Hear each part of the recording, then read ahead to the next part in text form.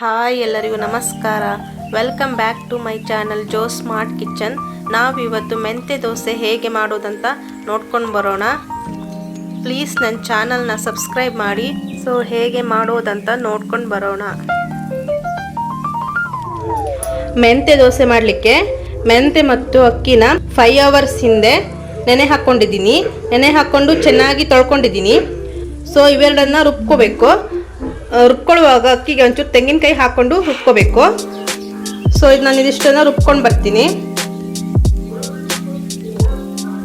ರುಬ್ಬಿಟ್ಕೊಂಡಿದ್ದಾಗಿದೆ. ಜಾಸ್ತಿ ತೆಳು ಇರಬಾರ್ದು, ಗೊತ್ತಾಗ್ತಾ ಇರ್ಬೋದು. ದಪ್ಪಗಿರಬೇಕು. ಫುಲ್ಲು ಓವರ್ ನೈಟ್ ಬಿಡಬೇಕು.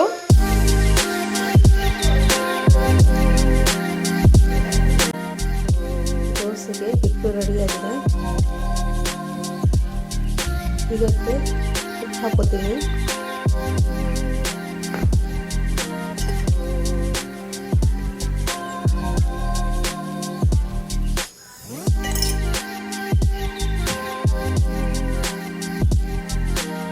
ಉಪ್ಪು ಹಾಕೊಂಡು ಚೆನ್ನಾಗಿ ಮಿಕ್ಸ್ ಮಾಡ್ಕೋಬೇಕು.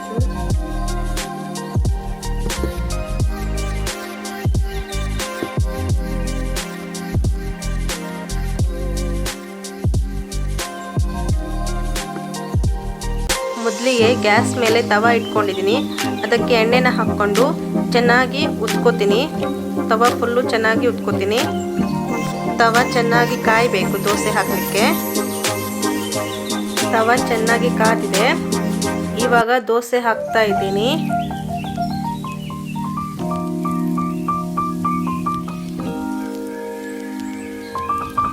ಉರಿನ ಕಮ್ಮಿ ಇಟ್ಕೋಬೇಕು. ಇವಾಗ ಲಿಡ್ನ ಕ್ಲೋಸ್ ಮಾಡಿ 2 ಕಡೆ ಚೆನ್ನಾಗಿ ಕಾಯಿಸ್ಕೋಬೇಕು.